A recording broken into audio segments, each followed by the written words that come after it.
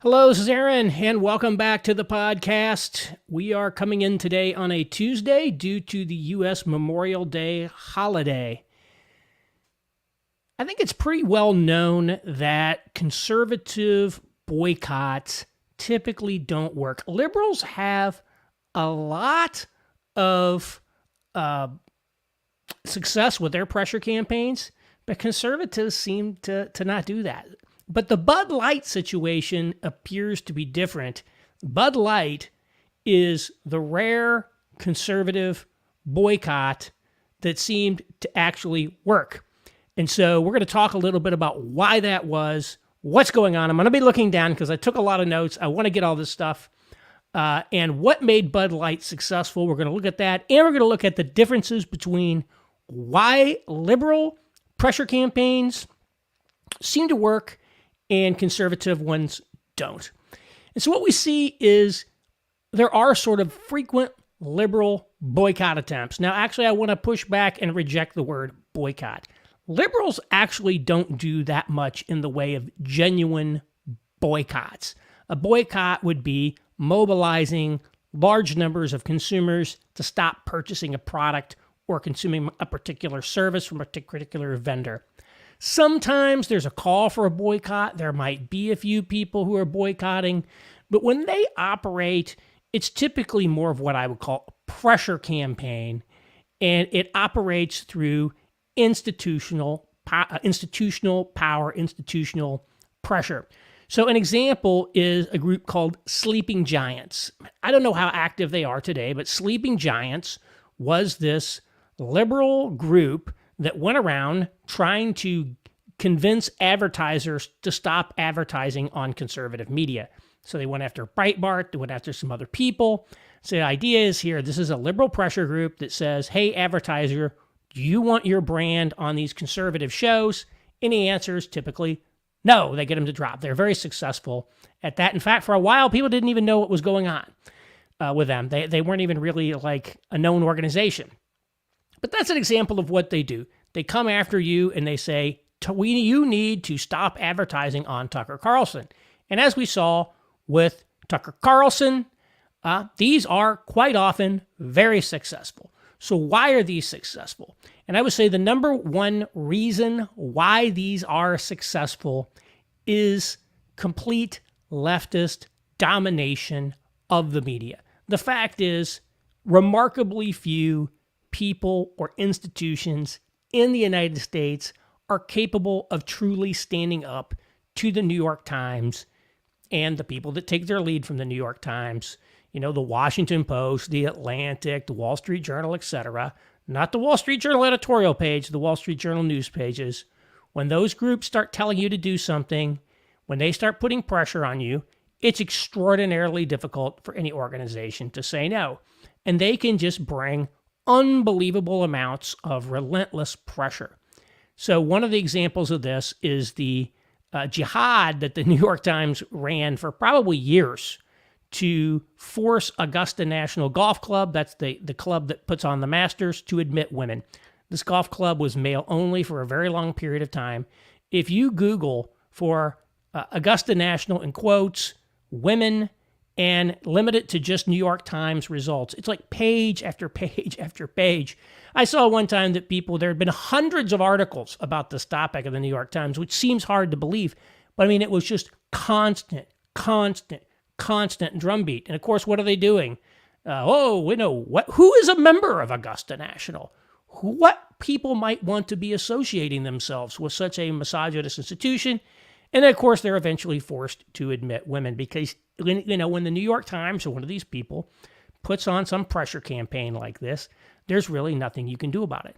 And, the Wall Street Journal news pages do this a lot. It's not all necessarily even a response to leftist campaigns. Some of it, I think, is just jealousy. Like, they seem to hate social media companies. The journalistic class hates social media. They hate tech. Tech ate their lunch. I think they blame tech for a lot of things. So they're always going around running negative stories on tech. And the Journal seems to have like an entire beat dedicated to this. Here is some extremist or extremist in quotes, depending on what they're talking about, in video on YouTube that has an ad for this major company running in front of it. And so they go around and they talk, hey, we're talking to all the YouTube advertisers. Do you want your ads appearing on this content? And so then, of course, those advertisers threaten to drop YouTube. YouTube has to implement censorship, which is, of course, what these guys are trying to do. They're trying to get you to censor certain information, demonetize it in order to go after it. And so the media is really the key here. And the media basically, as we know, is 100% left. I mean, they're not always far left. They're mostly what I would call establishment left, but that's what they have. And when you can get nuked from the New York Times, that really is the huge source of power. That's the power that the left has, this allies in the media. If they didn't have it, they wouldn't do it. The second thing they have is corporate functions like advertising, crisis communications, etc. They're very left-wing dominated. I mean, that's who works in ad agencies. That's who works in marketing departments of corporations. It's sort of like HR. These are structurally sort of leftist functions. I think a lot of the internal, non-P&L based, functions in corporations, they tend to be very, ideology compliant. They skew left in terms of their personnel. So there are all these things that corporations are sort of being told to do through, for example, the ESG movement. You can look that up. I think it's environmental social governance goals. But also the people who are implementing them basically believe in this stuff. And so they're prime. They're not prime to go along with what conservatives want, but they're pretty prime to say, yeah, we don't want to be on Tucker Carlson. We don't like Tucker Carlson. So when they get some complaints from this leftist group, that in a sense gives them sort of a reason to do something that they're not totally averse to doing anything. And so conservative boycotts and pressure campaigns rarely succeed for sort of the inverse reasons. First off, a straight-up consumer boycott is extremely difficult to organize and sustain. It's just very difficult to do that. And therefore, it's easier to run sort of a small group campaign similar to the left. But what do we end up with? Number one, again, the employees of these companies really don't want to go along with it. They're not interested in capitulating to conservative groups. And the media, far from backing up these conservative groups, will actively demonize them and demonize the corporations and CEOs who are willing to give in to them. So a good example here is the Gamergate incident from 2014 or so. Now, you can go look at the Wikipedia page, and you don't even need to go into it. But here's the key. It's super, super, super, super baroque.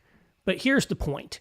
There was a dispute between this group of, you would call them conservatives. They were really sort of apolitical at the time, but sort of got associated with Trumpist kind of conservatism. This group of people got into a fight with what was called the alternative games media. And I don't even know all of these sites, but one of them was owned by Gawker. And so Gawker is now out of business because of the Hulk Hogan lawsuit that Peter Thiel backed. Gawker, I think, was widely known as one of the most toxic brands in journalism. But they owned one of these sites.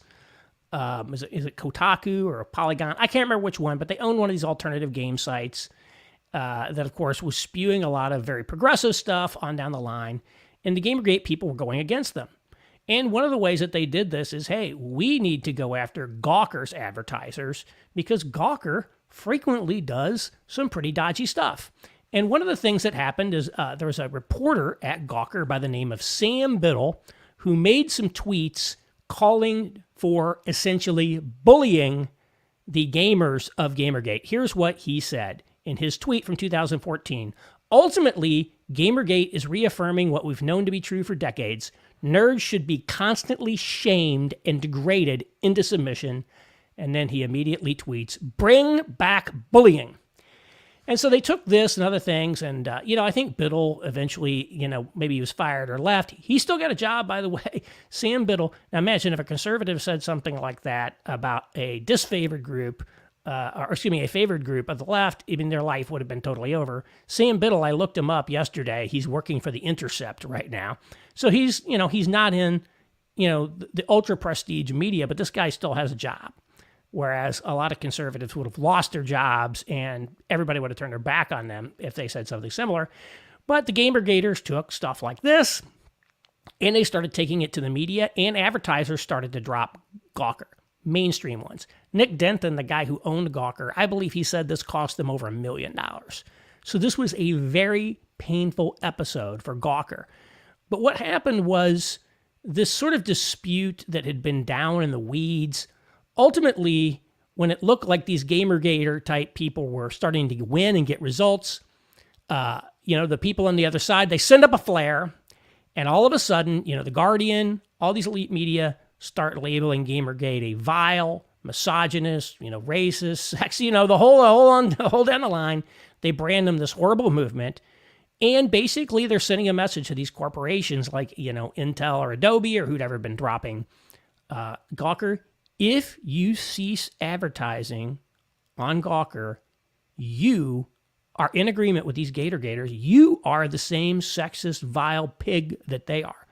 And wouldn't you know it, that was the end of the boycott campaign. It's like, wow, no matter how horrible Gawker is, which everybody knew Gawker was a horrible site, no matter how horrible Gawker is, we can't go after, we can't be labeled by these news outlets as going along with the other people. Some advertisers actually came back.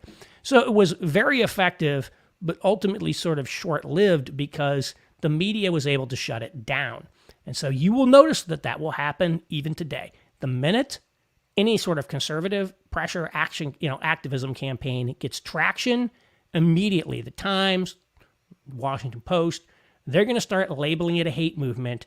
And the real target of that is the executives of these companies to tell to them, if you go along with this conservative boycott, we are going to destroy your life, basically. And so that's what happened. So what's distinct about Bud Light? So let's talk about Bud Light a little bit. And first off, why do I say that the Bud Light campaign was successful? What does it mean to have a successful boycott? And I think there are two elements of this that, to me, make the Bud Light a successful, from a conservative perspective, boycott. Number one, it forced the company, AB InBev, which owns it, it's a global conglomerate, which now owns what's with Anheuser-Busch. It forced their CEO to take an action that cost that company their top rating as a gay-friendly company from the Human Rights Campaign. So to basically have the Human Rights Campaign turn against you, strip you of your rating, that is extremely painful. And believe me, that's going to count against the people involved when they go look for another job. So they were forced to take an action that really, surely they did not want to take, and which is going to be very personally painful to them. Now, for the actual CEO of the company, the CEO level clubs, his buddies are probably just going to commiserate with him on the golf course. They're not going to think bad about him. But, for a lot of other people who are looking to move up, or maybe even that guy, if it comes to looking for his next job, these sorts of things are material to them. So being forced to do that, to take a hit from the Human Rights Campaign, says that these people really felt like this must have been affecting their business pretty badly. The second thing is that it spooked Target into taking action to head off a potential similar controversy. So obviously, that's external validation that this was something that other companies don't want to have happen to them. And this is the rare case of not a pressure campaign, but a genuine mass consumer boycott that actually worked well. There was a drop in sales of over 20%, maybe as much as 25%. That things vary. That is huge. That's what I call super material. Okay. It's not like, we're down 5%. That's going to affect our results a little bit this quarter. No. When your flagship product loses a quarter of its sales, that is a huge deal. Now, again, this is a huge global conglomerate. Bud Light, maybe the biggest brand in the kind of the Budweiser, the old Anheuser-Busch stable. But this is not going to sink the company by any means. But this is like a serious deal, right? Nobody can ignore that level of decline in the sales of their flagship product. So the fact that this was an actual, what appears to be spontaneous, completely unorganized, mass consumer boycott that actually was successful in taking down sales, that's what distinguishes this. This was not a pressure campaign, okay? This was not somebody trying to convince an advertiser to drop a company or something like that. That's operating through these informal channels. This is literally cash not coming in the door, which is a very serious problem when it happens at scale. You can ignore, and when it's sustainable, you can ignore it for a short period of time. Oh, this was an incident. Companies have incidents all the time. But sales are still down. And it appears that, like, people don't want to be seen drinking a Bud Light. You're hearing these little stories. Probably people that really don't even care about the original incident. It's now kind of glommed on. It's become cool to not like Bud Light. I don't drink Bud Light. I haven't drank Bud Light in a long time. But, it's one of those things. So I'm not the expert on Bud Light tier beers, let me tell you that. But it does seem to have been a sustained loss of sales for them. And that's something, again, a company cannot ignore. But what are some little key attributes, I think, of Bud Light that are interesting to drill on? One is it is a specific product/brand. It's not a corporate boycott. They're not trying to convince people to stop drinking all AB InBev brands. Like 99% of America has never heard of AB InBev. They're not trying to get a corporation. It's Bud Light. It's one specific kind of beer, right? And by the way, they're not going after Budweiser. I haven't heard anything about Budweiser sale. Now, Budweiser is very quickly trying to inoculate themselves. I think they got out the Clydesdales. They're doing Harley-Davidson partnerships. They're working hard to make sure they can firewall this. But, I'm not hearing anybody's, going after Mick Ultra, which is a beer that I have been known to drink on occasion.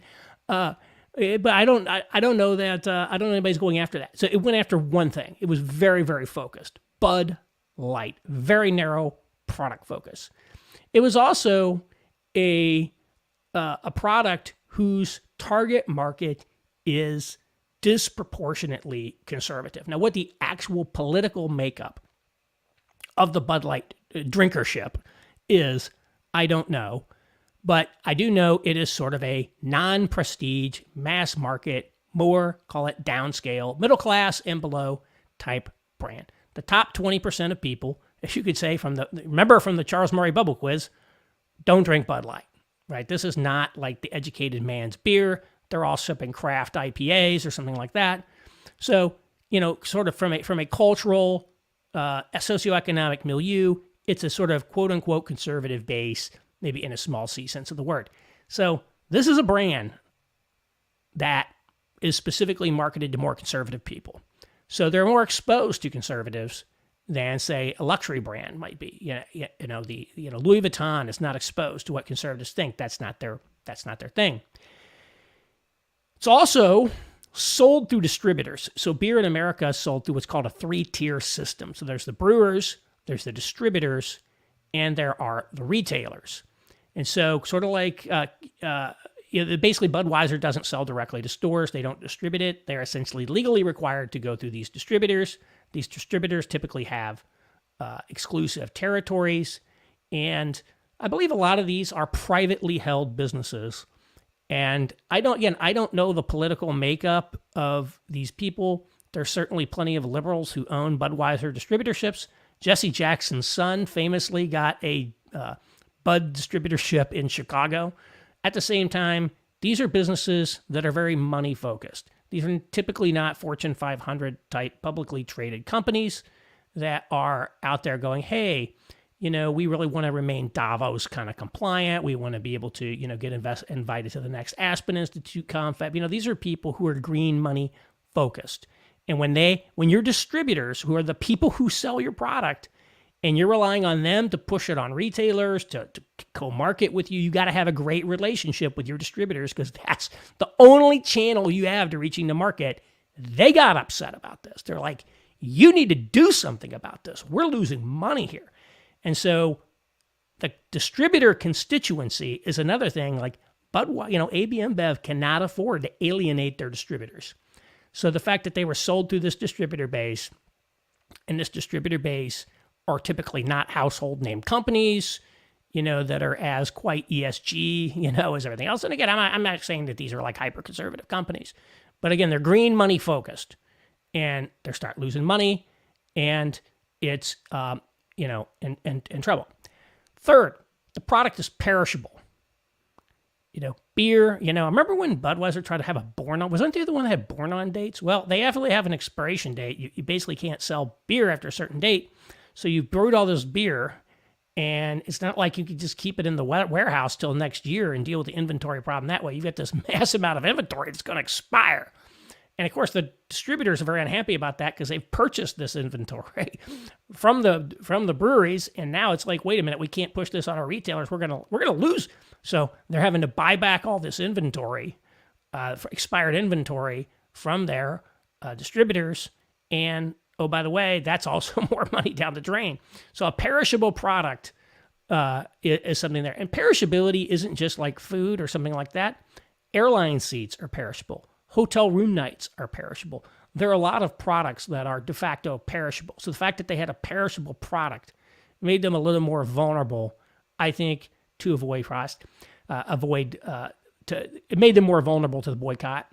Another issue is that there are many basically similar substitute products you can buy that are sold in the exact same places as Bud Light. You could drink a Miller Lite. You could drink a Coors Light. There are many brands of light beer you can buy. They're all nearly identical as far as I can see, and they're all sold in the exact same liquor stores. And so pulling off a 6-pack of Miller Lite versus a 6-pack of Bud Light is simply very easy to do. You're not being caused any pain really by not being able to drink Bud Light. And despite all the different I'm a Bud Light, Miller Lite sucks, all that stuff. The reality is these products are all basically identical, and therefore, you really don't. It's not hard to stop drinking Bud Light. I heard some story, probably anecdotal, about these vendors at Wrigley Field trying to unload Bud Light, and people don't want them. There are some venues that have some exclusive deals, okay, and things like that. But by and large, you can just buy another brand of beer super easily, basically the same price, cost you nothing, okay? And so I think that's another one that goes there. So they went after a specific brand. They had a conservative customer base. It was sold through distributors. It's a perishable product. There's lots and lots and lots of substitutes that are easy to find, exact in price. It's practically a commodity, and all that's there. I think the last thing is, the specific controversy in question is in an area where there was not sort of broad public consensus on the issue, right? So I think this was an example with this sort of whoever this person was, this transgender influencer, where the corporation was trying to essentially lead the customer a little bit, and it didn't work out. So I saw on Twitter this ad. I think it's from this year. It's a Ford F-150 ad, and it's two trucks. They're kind of racing through the dirt, and they're all covered in dirt. And then eventually they go through some water or something, and this truck is now all done up in like pride flag colors. And there were a couple people like complaining about that on Twitter, but like that is not going to create a consumer backlash. Why? Because the reality is, although, yes, it's much more of a conservative kind of purchasing crowd, the Ford F-150, the vast majority of F-150 buyers don't care if anybody's gay. They really don't. American conservatism at sort of the folk level, it's a lot of folk libertarian. It's a live and let live. It's like, yeah, if people want to do that and they want to drive trucks, we don't really care. It's not our business. They're probably like basically gay accepting at this point. And so, that's something that's kind of mainstream. Whereas I think the transgender thing does not have that sort of widespread public thing. And then if you look at all the controversies around it kind of in the media, they all seem to involve things with kids, like, the drag queen story hours or the stuff's going on in the schools. And so it isn't just, it's not just, seen as the same sort of live and let live manner. So I think this is one where probably they're more on the leading edge of social change than they are sort of in the, kind of the mainstream of social change. And that kind of tripped him up a little bit. And then the same thing with the CEO. So the CEOs are sort of small C conservative type people. They tend to be old dudes, right? And so, the CEO of AB InBev may have looked at this, this person they did a deal with and said, this is a little weird. Or should we really be doing that? Same thing with Target's CEO. It's like, hey, Pride Collection, that's awesome. Wait a minute. You mean we partnered with this Satanist designer to create it? Like, what's up with that? And maybe this guy isn't a Satanist. Apparently, like, Satan is a big theme of his work or whatever.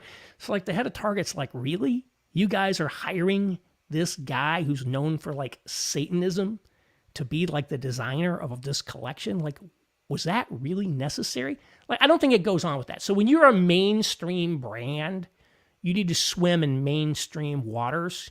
When you're a fashion brand or something like that, you can really get away with being a little edgier. People expect you to be edgy. People expect you to be on the avant-garde. That's the whole point of fashion, is to be on the avant-garde. So obviously you're going to want to be avant-garde socially. But when you're trying to sell to like middle America, then it's harder to get away with trying to be a little bit on the leading edge. And I think that's one of the things that also sort of contributed to this. Bud Light's done like tons and tons of Pride stuff over the years. I'm sure it didn't bother anybody because, again, somebody's on here says, one of the commenters says that most people aren't gay accepted. Well, they are. I mean, I'm sorry. I think that's pretty well seen. I grew up in rural southern Indiana. And so I go back there, I talk to people, and I basically know how they think. And fundamentally, they're kind of like, it's this kind of, call it live and let live mentality. Maybe it's not like, I don't know if that's what I'd want to be doing, but if they want to do that, that's great. There's always been, I think, a lot of tolerance for maybe eccentricities and things of that nature, in some of those communities. And anyhow, maybe more so than is widely known. But I do think that probably also flew to it. But at the end of the day, I do not think that this Bud Light situation creates a general environment in which conservative boycotts or, kind of pressure things are going to work. Again, anytime you try to do that, you're going to get demonized. No matter what it is you're doing, you're going to get demonized. It's going to be very hard for these companies to go along. It's extremely difficult to organize a mass consumer boycott.